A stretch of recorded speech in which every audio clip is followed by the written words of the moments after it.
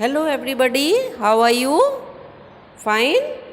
Okay चलिए आज हम आपकी हिंदी की पुस्तक बसंत के पाठ 13 जिसका कि नाम क्या है एक तिनका, इसके क्वेश्चन आंसर शुरू करेंगे। एक तिनका एक कविता है जो कि अयोध्या सिंह उपाध्याय हरिऔध जी ने लिखी है। किसने लिखी है? हरिऔध जी ने लिखी है।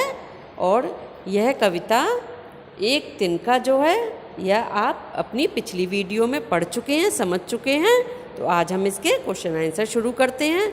इस कविता में क्या है कि किसी घमंडी व्यक्ति के बारे में बात की गई है कि हमें अपने पर घमंड नहीं करना चाहिए, क्योंकि घमंड को चूर करने के लिए केवल एक तिनका ही काफ़ी होता है।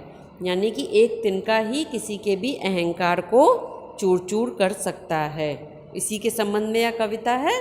तो चलिए इसके क्वेश्चन आंसर स्टार्ट करते हैं।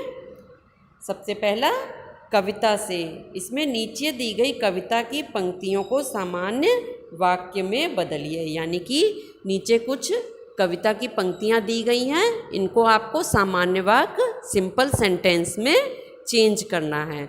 जैसे कविता की लाइन पद्य के रूप में होती है, उसकी भाषा कैसी होती है? पद्य के रूप में होती है, तो आपको जनरल भाषा के रूप में उसे बदलना है। जैसे एक तिनका आँख में मेरी पड़ा, ये क्या है? कविता की लाइन है कि एक तिनका आँख में मेरी पड़ा। परंतु अगर जब हम इसे गद्य की भाषा में यानी कि सामान्य भाषा में लिखते हैं तो हम क्या कहेंगे कि मेरी आँख में एक तिनका पड़ा, मेरी आँख में एक तिनका आ पड़ा। दूसरा, मूठ देने लोग कपड़े की लगे, मूठ देने लोग कपड़े की लगे, इसी को ही जब हम सिंपल सेंटेंस में सामान्य भाषा में सामान्य वाक्य में चेंज करते हैं तो क्या हो जाएगा कि लोग कपड़े की मूठ देने लगे। सीधा सेंटेंस बन गया ना कि लोग कपड़े की मूठ देने लगे, यानी कि कपड़े की गांठ सी बनाकर उन आँख में देने लगे जिससे कि वह तिनका निकल जाए। आगे कुछ सेंटेंसेस दिए हुए हैं, कुछ पद की लाइनें दी हुई हैं जिसको कि हमें सेंटेंस के रूप में चेंज करना है। जैसे एक दिन जब था मुंडेरे पर खड़ा, तो अब हम इसको कैसे सिंपल सेंटेंस में बदल देंगे कि एक दिन जब मुंडेरे पर खड़ा था, या मैं जब एक दिन मुंडेरे पर खड़ा था। क्या होगा? मैं जब एक दिन मुंडेरे पर खड़ा था। लाल होकर भी दुखने लगी, नेक्स्ट क्या है? लाल होकर भी दुखने लगी। तो इसको जब हम सामान्य वाक्य में बदलेंगे तो क्या हो जाएगा? आँख भी लाल होकर दुखने लगी, मतलब मेरी आँख लाल होकर दुखने लगी। ऐंठ बेचारी दबे पाँव भागी, ऐंठ बेचारी दबे पाँव भागी मतलब कि बेचारी ऐंठ दबे पाँव भागी।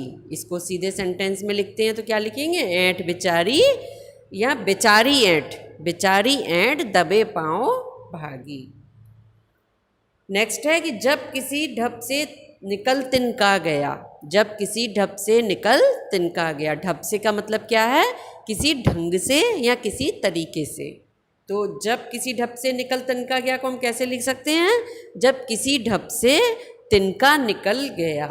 निकल कहाँ आना चाहिए? बाद में। जब किसी ढप से तिनका निकल गया। तो सब समझ में आ गया आपको? इन सभी को आपको चेंज करके लिखने हैं। ओके। नेक्स्ट है आपका कि एक तिनका कविता में किस घटना की चर्चा की गई है जिससे घमंड नहीं करने का संदेश मिलता है। यानी कि एक तिनका जो कविता है उसमें किस तरीके की घटना की बात की गई है जिससे पता चलता है कि हमें घमंड नहीं करना चाहिए। तो इसका उत्तर क्या है? इस कविता में उस घटना का वर्णन किया है जब कवि की आँख में एक तिनका गिर गया। जब कवि की आँख में, कवि ने अपने बारे में ही कविता लिखी है कि जब उसकी आँख में एक तिनका गिर गया तो उस तिनके से काफ़ी बेचैन हो उठा। उसका सारा घमंड क्या हुआ? चूर हो जाता है। किसी तरह लोग कपड़े की नोक से उसकी आँख में पड़ा तिनका निकालते हैं। तो उस वक्त वो क्या हो जाता है? उसकी ऐंठ सारी निकल जाती है, वो एकदम बेचैन होके उसकी आँख दुखने लगती है और वो उसको ऐसा लगता है कि चाहे कैसे भी करके कुछ लोग यह कविता निकाल दें। तो किसी तरह लोग उस कपड़े की नोक से उसकी आंख में पड़ा तिनका निकालते हैं। तो कवि सोच में पड़ जाता है। क्या होता है? कवि सोच में पड़ जाता है कि आखिर उसे किस बात का घमंड था। किस बात का घमंड था? जो एक तिनके ने उसके घमंड को जमीन पर लाकर खड़ा कर दिया। उसकी बुद्धि ने भी उसे ताने दिए। अब जब ऐसा हुआ तो उसकी बुद्धि, उसकी समझ ने भी उसको ताने दिए कि तू ऐसे ही घमंड करता था, तेरे घमंड को चूर करने के लिए तिनका ही बहुत है। इससे यह संदेश मिलता है कि व्यक्ति को स्वयं पर घमंड नहीं करना चाहिए।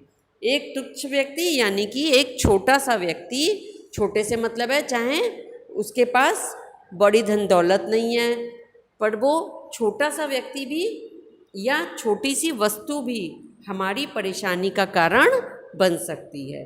हर वस्तु का अपना महत्व होता है। तो यहाँ पर क्या पता चल रहा है? हर वस्तु का अपना महत्व होता है। कोई छोटी सी वस्तु भी हमारी परेशानी का कारण बन सकती है, तो हमें किसी को भी छोटा नहीं समझना चाहिए। ओके, नेक्स्ट क्वेश्चन है कि आँख में तिनका पड़ने के बाद घमंडी की क्या दशा हुई। जब आँख में तिनका पड़ गया तो घमंडी की क्या दशा हुई? तो इसका उत्तर क्या है?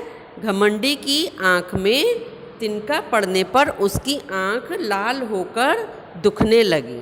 जब घमंडी की आँख में तिनका पड़ा तो उसकी आँख लाल होकर दुखने लगी। वह बेचैन हो गया और उसका सारा ऐंठ समाप्त हो गया। यानी कि एक छोटे से तिनका जब आँख में पड़ गया तो वो बेचैन होकर उसकी सारी ऐंठ समाप्त हो गई।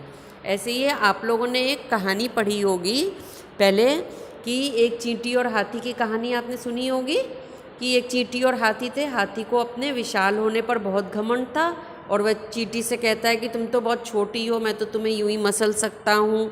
लेकिन क्या हुआ कि चींटी चुपके से उसकी सूंड के अंदर घुस गई, और जब चींटी सूंड के अंदर घुस गई तो क्या हुआ? हाथी बहुत अधिक बेचैन हो उठा। उसको लगा कि किसी न किसी तरीके से मेरी सूंड में से ये निकले, क्या घुस गया है सूंड में। तो हाथी की उस वक्त क्या हुई? सारी ऐंठ समाप्त हो गई। तो क्या कहते हैं, इसीलिए किसी को भी छोटा नहीं समझना चाहिए। जबकि चींटी कितनी छोटी और हाथी कितना विशाल, लेकिन फिर भी चींटी ने उसकी ऐंठ को, अहंकार को पल भर में दूर कर दिया। तो कहने का मतलब यही है कि किसी को भी हमें छोटा नहीं समझना चाहिए। आगे बढ़ें। नेक्स्ट क्वेश्चन है कि घमंडी की आंख से तिनका निकालने के लिए उसके आसपास के लोगों ने क्या किया। घमंडी की आंख में से तिनका निकालने के लिए जो उसके आसपास के लोग थे उन्होंने क्या किया? तो घमंडी की आंख से तिनका निकालने के लिए उसके आसपास के लोगों ने कपड़े की मूठ बनाकर उसकी आंख में डाली।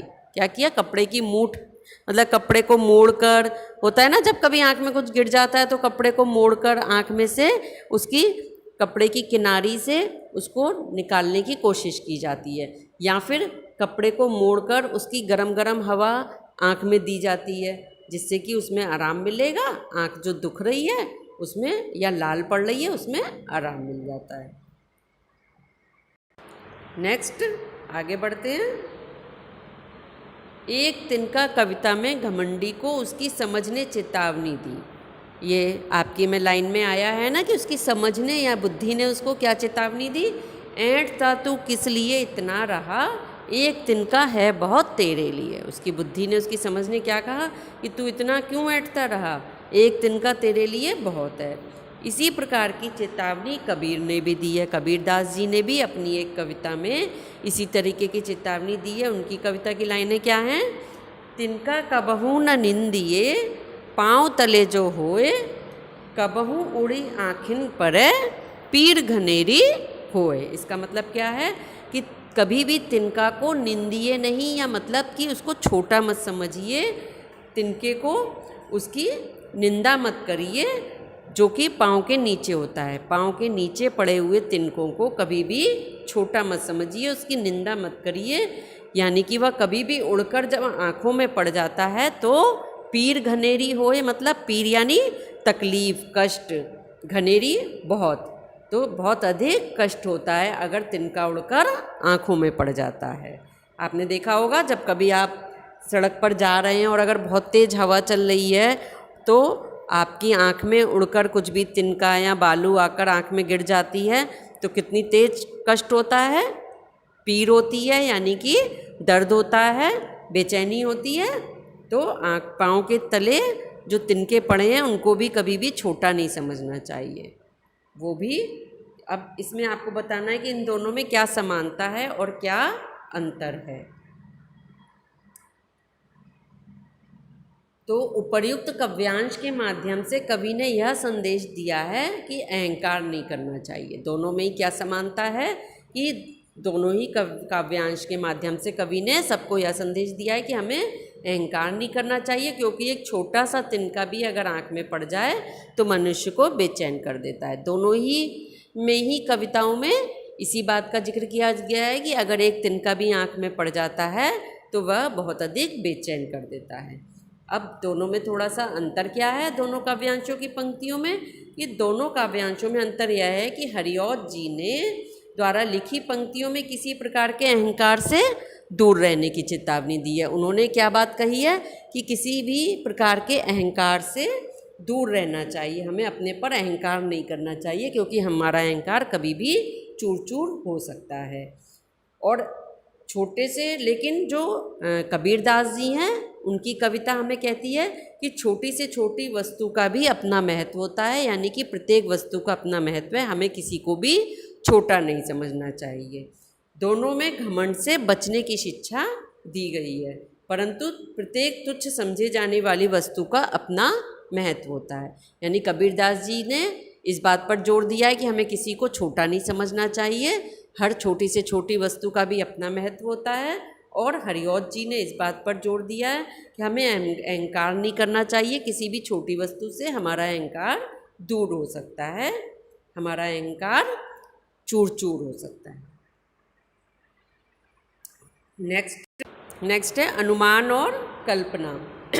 इसमें इस कविता को कवि ने मैं से आरंभ किया है। मैं घमंडों में भरा ऐंठा हुआ, इसी से ही तो शुरू किया है कवि जी ने कि मैं घमंडों में भरा ऐंठा हुआ। कवि का यह मैं कविता पढ़ने वाले व्यक्ति से भी जुड़ सकता है, और तब अनुभव यह होगा कि कविता पढ़ने वाला व्यक्ति अपनी बात बता रहा है। यदि कविता में मैं की जगह वह या कोई नाम लिख दिया जाए तो कविता के वाक्यों में बदलाव हो जाएगा। कविता में मैं के स्थान पर वह या कोई नाम लिखकर वाक्यों को बदलाव को देखिए। तो कहने का मतलब है कि जब इस कविता में मैं घमंडों से भरा ऐंठा हुआ है, तो इस मैं शब्द से क्या पता चल रहा है कि कवि अपने बारे में बात कर रहा है। वह स्वयं अपने लिए कह रहा है कि मैं घमंडों से भरा हुआ अपनी मुंडेर पर खड़ा था, छत की मुंडेर पर। तो इससे कविता पढ़, और अगर कोई कविता पढ़ रहा है तो वह जब इस कविता को पढ़ेगा तो क्या लगेगा, कविता पढ़ने वाला व्यक्ति जो है वो अपने बारे में बात कर रहा है। परंतु अगर हम मैं के स्थान पर वह लिख देते हैं तो फिर देखिए कि कविता में क्या बदलाव हो जाता है। यानी कि वह फिर किसके बारे में बात हो जाएगी कविता में, कि हम किसी तीसरे पर्सन के बारे में बात कर रहे हैं कि वह घमंडों से भरा हुआ है, यानी कोई दूसरे व्यक्ति के बारे में बात कर रहे हैं कि वह घमंडों से भरा हुआ था। चलिए देखते हैं कि इसमें कविता में क्या बदलाव आता है।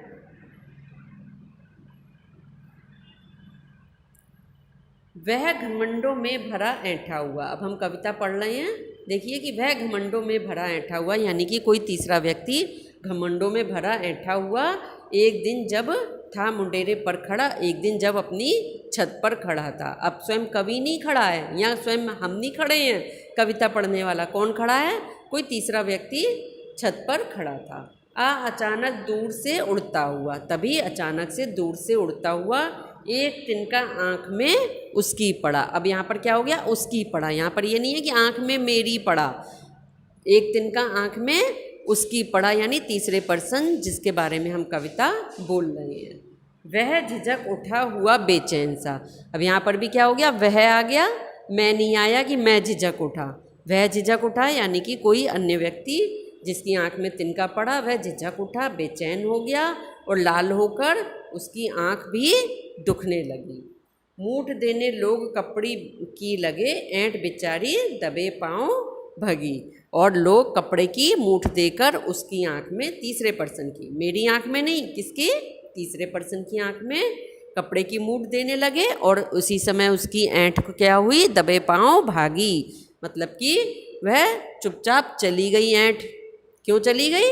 क्योंकि उसे दिख गया यहाँ अब मेरा कोई काम नहीं है ऐंठ का, क्योंकि वह बेचैन हो गया और दूसरे लोग उसकी सहायता में लगे हुए हैं। जब किसी ढप से निकल तिनका गया, यानी जब किसी तरीके से तिनका निकल गया, तब उसकी समझ ने यूँ उसे ताने दिए। यहाँ क्या आया? उसकी, वह की वह आ रहा है चूँकि, तो यहाँ पर हम यह नहीं कहेंगे कि तब मेरी समझ ने यूँ मुझे ताने दिए, तब उसकी समझ ने, यानी जिसकी आँख में तिनका गिरा उसकी समझ ने उसको ताने दिए कि ऐंठता तू किस लिए इतना रहा, एक तिनका है बहुत तेरे लिए।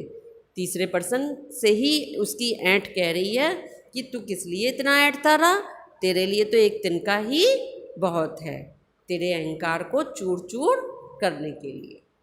तो समझ में आ गई आप लोगों को कि एक शब्द के चेंज होने से कविता का भाव बदल गया। यहाँ जो पहले कविता स्वयं के लिए कही जा रही थी, वही कविता अब किसके लिए बन गई? किसी तीसरे व्यक्ति के लिए बन गई। तो सारे जितने भी अभी आपको मैंने ये सब बताए हैं एक्सरसाइज, इन सभी को आपको करना है, ध्यान से समझ कर करेंगे। ओके, नेक्स्ट वीडियो में हम आगे का चैप्टर लेंगे। तब तक के लिए बाय बाय।